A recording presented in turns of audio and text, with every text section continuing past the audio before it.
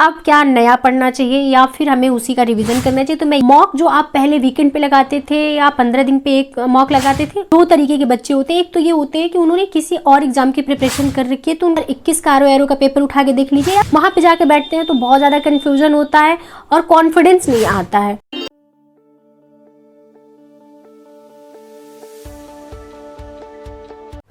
Hello everyone, good morning and welcome back to my another video. तो friends, कैसे हो आप लोग? आई होप कि आप सब अच्छे स्वस्थ हैं, मस्त हैं और अपनी स्टडी में व्यस्त हैं। तो फ्रेंड्स, अभी सुबह के 11:30 बज रहे हैं, आप लोग टाइम देख सकते हो। तो अभी जस्ट मैंने अपना करंट अफेयर्स कंप्लीट किया है। आज के शेड्यूल में जितना करंट अफेयर्स मैंने इंक्लूड किया था, और आई दृष्टि मैगजीन बहुत टफ हो रही है कंप्लीट करना, क्योंकि जितनी शॉर्ट में वो लिखी गई है उतना सॉलिड मैटर है उसमें, तो उसको पढ़ना बहुत इंपॉर्टेंट है। और बस पढ़ना नहीं है, उसमें ये देखना है कि हमारे एग्जाम के पॉइंट ऑफ व्यू से क्या इंपॉर्टेंट है। तो इस वजह से थोड़ी सी हार्ड फीलिंग आती है, ऐसे लगता है कि एकदम अब मतलब करंट अफेयर्स ख़त्म करने के बाद ऐसा लगता है कि अब बिल्कुल भी मन नहीं कर रहा है पढ़ने का।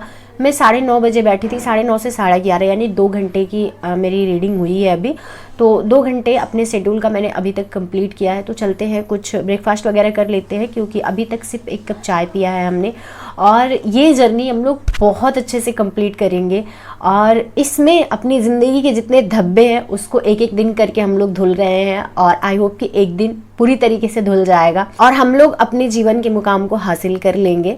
बाकी बहुत सारे लोग बहुत कुछ कहते हैं, ठंड आ गई, थोड़ी सी स्किन ड्राई हो गई है, तो उसको लेके भी बहुत सारे कमेंट्स आते हैं। मुझे फ़र्क नहीं पड़ता, क्योंकि मुझे फ़र्क पड़ता है कि मेरे बारे में अच्छा कौन बोल रहा है, मेरे बारे में पॉजिटिव कौन बोल रहा है, मेरे काम को अप्रिशिएट कौन कर रहा है।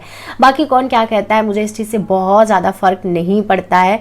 आप कह सकते हैं कि मेरा नेचर ही यही है। बाकी रही बात इस चमड़ी की, इस चमड़ी को आप कितना भी सहेज के रखेंगे, जिस दिन सांस निकल गए उस दिन इसकी कोई वैल्यू नहीं रह जाती है। आप जला दिए जाओगे, फूंक दिए जाओगे, सांस निकलने के बाद अपने घर में चाहे कितना भी आप प्रिय हो, कोई आपको नहीं रखता है। तो लाइफ में जो करना है वो करो यार, बाकी की चीज़ें मेंटेन हो जाएगी, वो बात की बात है। तो आप लोगों को जो समझ में आता है, जैसा समझ में आता है, आप लोग कमेंट बॉक्स में आके कमेंट करते हो, मुझे अच्छा लगता है। पॉजिटिव हो, नेगेटिव हो, कुछ भी हो, एटलीस्ट आप मुझे सपोर्ट तो कर रहे हो, ये चीज़ मेरे लिए बहुत मायने रखती है। तो चलिए वीडियो को आगे कंटिन्यू करते हैं, फिर बातचीत तो होती रहेगी। और इस वीडियो में हम लोग बात करेंगे कि दिसंबर में पेपर होता है तो हम लोगों को किस तरीके से अपनी स्ट्रैटेजी बनानी है, किस तरीके से दिसंबर तक क्या क्या पढ़ना है, क्या कुछ नया पढ़ना है, क्या पुराना हमने जो पढ़ा है उसको कैसे रिवाइज करना है, सारी टॉपिक पे हम लोग बात करेंगे इस वीडियो में। तो अगर आपने अभी तक कुछ नहीं पढ़ा है तो आपको क्या करना चाहिए, उन सारे मुद्दों पे बात करेंगे, क्योंकि बहुत सारे कमेंट्स आप लोगों के लाइव में आते हैं, मुझे रिसीव होते हैं। तो चलिए वीडियो को आगे कंटिन्यू करते हैं। तो 11:30 बज चुके थे, तो मैंने सोचा कि क्या ब्रेकफास्ट बनाए फिर लंच बनाए, उससे अच्छा है कि इकट्ठे लंच ही बना लिया जाए। और आज है संडे, तो आज अपना मनपसंद का खाना बनाएंगे, क्योंकि बहुत टाइम से रोटी खा खा के मेरा मन उब गया है, खाना की तरफ देखने का मेरा मन नहीं कर रहा है। तो इस वजह से आज मैं चावल दाल और चोखा बनाऊंगी। एक ऐसा कंफर्ट फूड है कि मैं किसी भी मूड में रहूंगी, मैं खाना खा सकती हूँ। तो बस कोशिश कर रही हूँ कि थोड़ा सा अपने आप को पैम्पर किया जाए और स्टडी की तरफ ज़्यादा फोकस किया जाए, क्योंकि अब 2 महीने भी नहीं बचे हैं अपने एग्जाम में। तो बस जैसे तैसे करके अपने आप को फोकस रखना है और डाइवर्ट नहीं होना है, क्योंकि यही 2 महीने ऐसे हैं जो हमारी किस्मत बदल सकते हैं। इसके अलावा कुछ भी ऐसा तरीका नहीं है जिससे हमारी किस्मत बदले। तो बस अपना 100% देना, क्योंकि कई बार जब बैठ के सीरियसली हम अपने लाइफ के बारे में सोचते हैं तो टेंशन बहुत ज़्यादा मेरी बढ़ जाती है। पर ठीक है, कोई बात नहीं, जहाँ चैलेंजेस होते हैं वहीं पे आपको अपनी ज़िंदगी को बदलने के मौके भी मिलते हैं। तो इस चैलेंज को एक्सेप्ट करके लाइफ में आगे बढ़ने का पूरा ट्राई कर रही हूँ। और फर्श आप लोग देख सकते हैं, मैं साफ़ सफाई का पूरा ध्यान रखती हूँ, बट ये थोड़ा सा टूटा हुआ फर्श है, इस वजह से ऐसा दिखता है। तो आप लोग ये बिल्कुल भी मत सोचना कि मैं साफ़ सफाई का ध्यान नहीं रखती हूँ, क्योंकि तबीयत मेरी ख़राब रहती है, तो इस वजह से मैं पूरी कोशिश करती हूँ। और तबीयत नहीं ख़राब थी तब भी, क्योंकि एक ही रूम है, वहीं पर सोना है, खाना है, पढ़ना है, तो इस वजह से साफ़ सफाई का पूरा ध्यान रखते हैं। और हमने अपना लंच बना लिया है, तो अब चलते हैं लंच कर लेते हैं। और ये सुकून है हम लोगों का, खाना नहीं है। मतलब चावल दाल और चोखा खाने के बाद जो सुकून मिलता है ना, जो एहसास होता है, वो बहुत अलग होता है। ऐसे लगता है कि सारी तकलीफ़ दूर हो गई। बट पता नहीं क्यों मुझे इसी से प्रॉब्लम हो गई कि चावल नहीं खा सकती, दही नहीं खा सकती, सैलड नहीं खाने में खा सकती। मतलब मेरी आधी एनर्जी तो इस वजह से ख़त्म हो जाती है जब अपने मनपसंद का खाना नहीं मिलता है। आज मैं लंच करते टाइम इतना एक्साइटेड थी कि खाना ठंडा होने का भी वेट नहीं कर पा रही थी।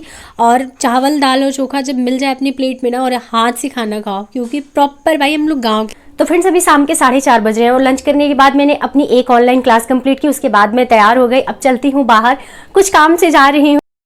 तो ये है गल्ला बाजार वाली पुल जो कि चालू हो गई है और यहाँ के लोगों की किस्मत बदल दी इस पुल ने, क्योंकि क्रॉसिंग पे इतना टाइम लग जाता था कि रिक्शे से आने का भी कोई मतलब नहीं निकलता था। और मैं पहुँच चुकी हूँ मॉल में। यहाँ भी कुछ नहीं मिला मुझे, कुछ काम था मुझे यहाँ पे भी कुछ सामान लेना था बट नहीं मिल पाया। तो मैंने आज पिज़्ज़ा खाया अपनी ज़िंदगी में पहली बार, जो कि मुझे बिल्कुल भी पसंद नहीं आया, क्योंकि मुझे जो गाँव के खाने में सुकून है वो इन सब। तो फ्रेंड्स आ गई वापस मार्केट से और जिस चीज़ के लिए गई थी वो नहीं ले पाई, काम मेरा नहीं हो पाया सम रीजंस।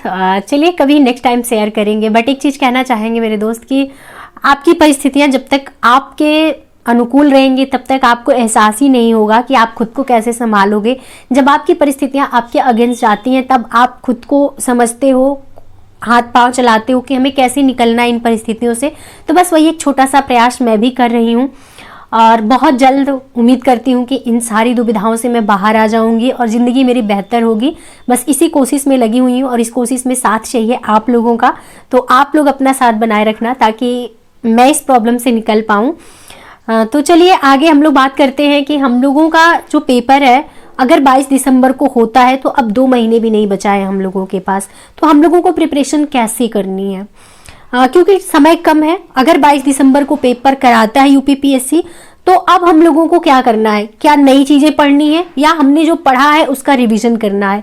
तो चलिए हम लोग इस दोनों टॉपिक पे बात करेंगे। और एक कमेंट्स अक्सर आते हैं आप लोगों के कि अगर हमने अभी तक कुछ नहीं पढ़ा है तो क्या हम अब पढ़ के क्रैक कर सकते हैं। तो उस टॉपिक पे भी हम लोग बात कर लेंगे इस वीडियो में। तो चलिए वीडियो को आगे कंटिन्यू करते हैं। और सबसे पहला कमेंट जो होता है वो होता है कि अब क्या नया पढ़ना चाहिए या फिर हमें उसी का रिवीजन करना चाहिए। तो मैं ये कहूँगी अभी इतना भी कम समय नहीं है, आप टाइम को डिवाइड करिए। पहले क्या होता था, हम लोग नोट्स बनाने के लिए ज़्यादा टाइम लेते थे और रिवीजन के लिए कम टाइम रखते थे। अब रिवीजन के लिए ज़्यादा टाइम आपको रखना होगा, नोट्स बनाने के लिए कम टाइम रखिए। अब जो चीज़ें आपकी नहीं प्रिपेयर है उस पर आप टाइम थोड़ा कम दीजिए। जो चीज़ें आपकी पहले से तैयार है उस चीज़ को अच्छे से रिवाइज करिए। मॉक जो आप पहले वीकेंड पे लगाते थे या 15 दिन पे एक मॉक लगाते थे, मॉक थोड़ा ज़्यादा लगाना शुरू कर दीजिए। और अगर आप वीकेंड पे लगाते थे तो वीक में कम से कम 2 से 3 मॉक देना शुरू कर दीजिए। और क्वेश्चन प्रैक्टिस घटना चक्र पे ज़्यादा से ज़्यादा टाइम दीजिए, क्योंकि फैक्ट नेचर का क्वेश्चन आपका होता है।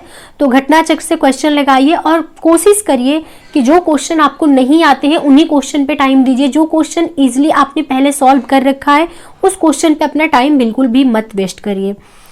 अब उन लोगों के लिए बात कर लेते हैं जो लोग ये कहते हैं कि क्या हमने अभी तक अगर कुछ नहीं पढ़ा है तो हम अभी शुरू करें तो कंप्लीट कर सकते हैं। नहीं तो 2 तरीके के बच्चे होते हैं। एक तो ये होते हैं कि उन्होंने किसी और एग्जाम की प्रिपरेशन कर रखी है तो उनका जीएस पहले से प्रिपेयर है। उनको क्या करना है, आयोग के माइंडसेट को समझना है। उसके लिए प्रीवियस ईयर का क्वेश्चन पेपर उठाइए, साथ में घटना चक्र उठाइए, क्वेश्चन लगाइए और मॉक दीजिए। इतना ही बस आपको करना है अगर आपने पहले से प्रिपेयर कर रखा है तो। और एक चीज़ मैं झूठी होप नहीं दूंगी, जिन्होंने अभी तक कुछ भी नहीं पढ़ा है, प्रिपेयर नहीं किया है, अगर वो अब से स्टार्ट करना चाहते हैं और 22 दिसंबर को पेपर अगर होता है तो बहुत मुश्किल है। टू बी ऑनेस्ट बहुत मुश्किल है, क्योंकि बहुत टफ नेचर रखता है आरओ का एग्जाम। इतना इजी पेपर नहीं आता है। अगर इतना इजी पेपर आता तो 200 में से 110 ओबीसी का कट ऑफ और 102 जनरल का कट ऑफ नहीं जाता। तो कट ऑफ से आप अंदाजा लगा सकते हैं कि पेपर कितना टफ आता है। और पेपर कितना टफ आता है, कितना इजी आता है, आपके पास ऑप्शन भी है, क्योंकि बहुत टाइम एग्जाम हुए हैं। तो आप 2021 का आरओ का पेपर उठा के देख लीजिए, या फिर रिसेंटली आपका जो पेपर हुआ है 11 फरवरी को, वो पेपर आप उठा के देख लीजिए। आपको अंदाजा चल जाएगा कि पेपर कितना टफ बनाता है यूपीपीएससी। फैक्ट नेचर का क्वेश्चन होता है, इस वजह से आपको लगता है कि हम पढ़े होते तो कर लेते, बट जब आप पढ़ने बैठते हैं तो आपको पता चलता है कि जीएस का कोई और छोर नहीं है। तो टाइम तो चाहिए, टाइम कंज्यूमिंग है और टाइम आपको देना ही पड़ेगा। इसका कोई शॉर्टकट नहीं है। कोई आपको कह दे कि आप ये टॉपिक पढ़ लो, यहीं से क्वेश्चन पूछेगा, तो बिल्कुल आपको गलत डायरेक्शन दे रहा है। ऐसा कुछ भी नहीं है कि इतना ही पढ़ लो, इतना से ही यूपीपीएससी पूछेगा। पूरा जीएस आपको पढ़ना ही पड़ेगा, अपना सिलेबस आपको कंप्लीट करना ही पड़ेगा। तो अब से अगर आप कुछ नहीं पढ़े अभी स्टार्ट करते हैं तो आप 2025 के लिए स्टार्ट करिए।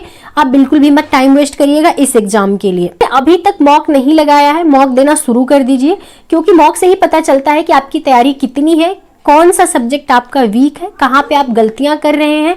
क्योंकि कई बार ऐसा होता है कि हम पढ़ बहुत लेते हैं लेकिन मॉक नहीं दिए रहते हैं, हम क्वेश्चन नहीं लगाए रहते हैं, वहां पे जाके बैठते हैं तो बहुत ज़्यादा कन्फ्यूजन होता है और कॉन्फिडेंस नहीं आता है। जो पढ़ा हुआ क्वेश्चन होता है वो भी गलत हो जाता है। वो सिर्फ क्वेश्चन प्रैक्टिस की कमी होती है। तो क्वेश्चन प्रैक्टिस पे ज्यादा से ज्यादा समय दीजिए। जो सब्जेक्ट आपके नहीं प्रिपेयर हैं उसके लिए 2 घंटे 3 घंटे जितना भी आप स्टडी करते हैं उसमें से निकाल लीजिए कि इतने टाइम में मुझे इसको कंप्लीट करना है, बाकी के टाइम में मुझे रिवीजन करना है, मॉक देना है, घटना चक्र पूर्वावलोकन से क्वेश्चन लगाने हैं। ये आपकी रणनीति अब होनी चाहिए, क्योंकि आयोग अभी तक कुछ भी क्लैरिफाई नहीं किया और जब तक आयोग नहीं नोटिस जारी कर देता है आपको यही मान के चलना है कि 22 दिसंबर को पेपर होगा। हालांकि बहुत सारे लोगों का कहना यह है कि 22 दिसंबर को आयोग पेपर नहीं करा रहा है, उसकी प्रायोरिटी लिस्ट में यूपी पीसीएस का एग्जाम है, बट आरओ का भी डेट दिया हुआ है, संभावित डेट है। तो जब आयोग क्लियर नहीं कर देता है तब तक आपको वही डेट मान के प्रिपरेशन करनी है। तो बस मैं यही कहूंगी, एक शॉर्टकट मैंने बात किया है, बहुत कुछ घुमाया नहीं है और यही रणनीति आप फॉलो करिए, या इससे बेहतर कोई रणनीति हो तो आप उसको फॉलो करिए, बट आप यही मान के चलिए कि आपका 22 दिसंबर को पेपर है। तो चलिए फ्रेंड्स, इस वीडियो में बेसिकली हमें जिस टॉपिक पे बात करनी थी बात हम कर चुके हैं, तो इस वीडियो को यहीं पेंड कर देते हैं, क्योंकि अब बाकी की वीडियो इसमें एडिट करते हैं तो वीडियो काफी लंबी हो जाएगी। तो मिलते हैं नेक्स्ट डे अपने अगले स्टडी रूटीन के साथ। और ऐसे ही जब तक एग्जाम अब नहीं हो जाता, एग्जाम से रिलेटेड कुछ छोटी छोटी बातें हैं जो हम लोगों के लिए जरूरी हैं, उन टॉपिक पे हम बात करते रहेंगे वीडियोज में, अपना एक्सपीरियंस आप लोगों के साथ शेयर करते रहेंगे। और हम भी अपनी प्रिपरेशन में लगे हुए हैं, आप लोग भी अपना जी जान लगा दीजिए, क्योंकि बहुत सारे लोगों के लिए ये आखिरी मौका होगा। तो इस मौके को जाने नहीं देना, इस मौके को जकड़ के पकड़ के रखना है और इस भर्ती में अपने लिए एक सीट पक्की कर लेनी है। तो चलिए मिलते हैं नेक्स्ट वीडियो में अपनी अगली स्टडी रूटीन के साथ।